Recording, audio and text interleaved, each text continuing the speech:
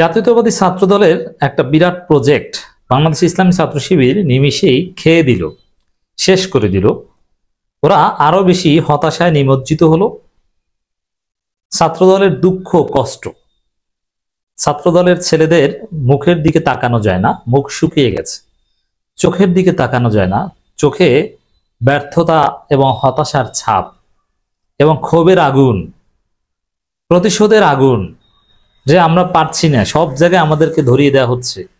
আমাদের চেষ্টা, আমাদের প্রজেক্ট সব শিবির মুহূর্তেই খেয়ে দিচ্ছে, নিমিষেই খেয়ে দিচ্ছে। ব্যাপারটা কি দর্শক? আরেকটা মজার ঘটনা যে প্রথম আলো এখন শিবিরকে একটু ফেভার করছে, এটা রহস্যজনক। প্রথম আলো ভালো কাজও আপনি সন্দেহের দৃষ্টিতে দেখবেন। প্রথমে বলি যে ছাত্রদলে কি প্রজেক্ট শিবির খেয়ে দিয়েছে।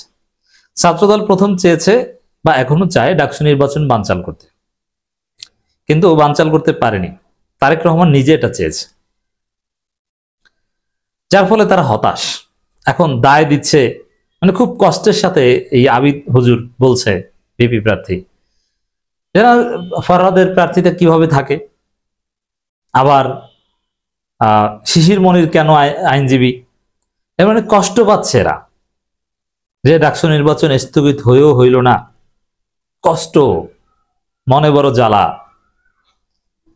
এরপরে আর কোনো ইস্যু পায় না, শিবিরের বিরুদ্ধে একটা প্রোপাগান্ডা শুরু করলো। ঢাকা বিশ্ববিদ্যালয় জহুরুল কলের এক শিক্ষার্থী ওই রিটকারী নারী শিক্ষার্থীর বিরুদ্ধে কুরুচিপূর্ণ মন্তব্য করেছে। এর দায় বিনা বিচারে শিবিরের উপর চাপিয়ে দিয়েছে ছাত্রদল। চাপিয়ে দিয়ে শিবিরের নাম উল্লেখ করে গণমাধ্যমে বিবৃতি দিয়ে কর্মসূচি ঘোষণা করেছে এবং কর্মসূচি পালন করেছে। এখন যেটা হলো যে ওই শিক্ষার্থী সে লাইভে বলেছে, ভিডিও বক্তব্যে, যে তিনি শিবিরের সাথে কোনোভাবে সম্পৃক্ত নন। আর ওই শিক্ষার্থী শিবির হওয়ার পক্ষে কোনো প্রমাণ কেউ দেখাতে পারেনি, বরং ওই শিক্ষার্থী ছাত্রদল হওয়ার দাবি করেছে, যে ছাত্রদলের অনেক পোস্ট শেয়ার করেন বা ছাত্রদলের সাথে সম্পৃক্ত, এটা সাদিক কায়েম দাবি করেছেন। তাহলে এখানে যেটা হলো যে ওই শিক্ষার্থীকে নিয়ে নোংরা রাজনীতি করতে চেয়েছিল, শিবিরের বিরুদ্ধে ব্লেম গেম খেলতে চেয়েছিল। এতে ছাত্রদল ধরা খেয়েছে। দুইটা লস হয়েছে। প্রথম কথা হচ্ছে যে ছাত্রদল দাঁড়িয়েছে ওই রিটকারী শাহবাগী নারী শিক্ষার্থীর পক্ষে। হ্যাঁ, ওই নারী শিক্ষার্থীর পক্ষে শিবিরও দাঁড়িয়েছে। ওই কটূক্তিকারী জহুরুল কলের ওই শিক্ষার্থীর বিরুদ্ধে শিবিরও দাঁড়িয়েছে। কিন্তু ছাত্রদল এমনভাবে দাঁড়িয়েছে যে ছাত্রদল শাহবাগী, কিন্তু শিবির এমনভাবে দাঁড়িয়েছে যে তারা অন্যায়ের বিচার চায়। এবং ওই ছেলেকে কোনোভাবে শিবির করতে পারেনি, প্রমাণ করতে পারেনি। এবং ওই ছেলে বলে দিয়েছে যে আমি শিবির না, অতএব এটাই প্রমাণ যে ওই ছেলে শিবির না। তো ছাত্র দলের প্রোপাগান্ডা ধরা এই জায়গা।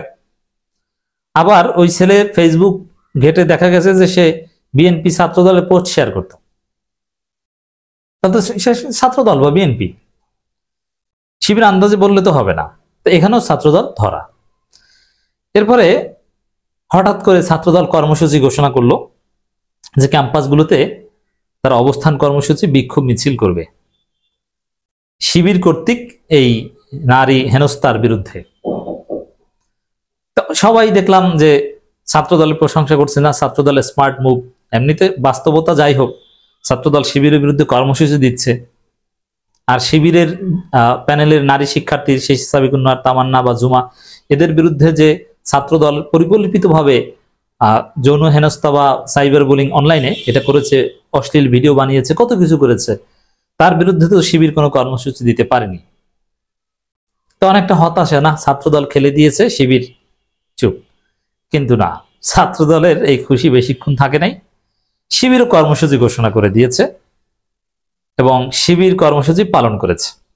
এই ছাত্রদলের ধর্ষণ এবং ছাত্রদলের ধর্ষণের প্রমাণ সহ, নারী নির্যাতনের প্রমাণ সহ ছাত্রদল নিজেরা 12 জনকে বহিষ্কার করেছে।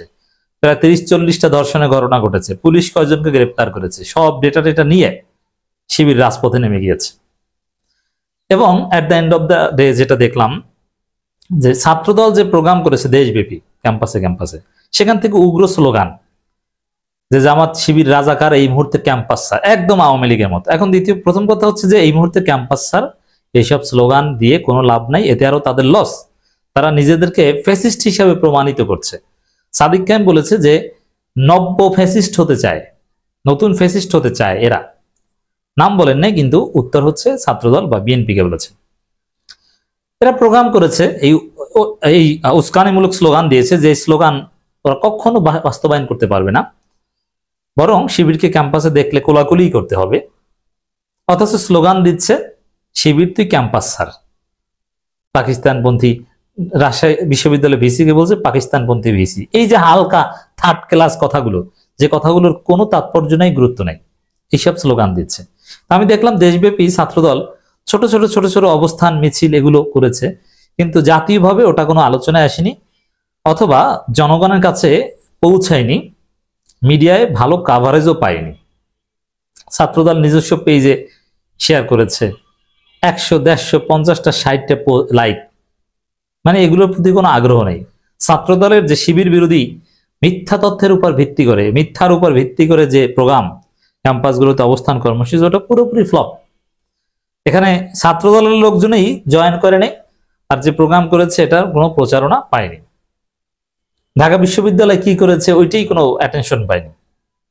আর শিবির বিরাট মিছিল করেছে, এবং সেই মিছিল সব গণমাধ্যমে ব্যাপক প্রচারণা পেয়েছে, এবং শিবিরের যে বার্তা, সাদিক কায়েমদের বক্তব্য এবং ছাত্রদলের ধর্ষণ, নারী নির্যাতন, ইফটিজিং এর যে ডেটা, এটা শিবির মানুষকে মুখস্থ করিয়ে দিয়েছে। এমনকি আমি দেখলাম যে প্রথম আলো শিবিরের প্রোগ্রাম লাইভ কাভারেজ দিয়েছে।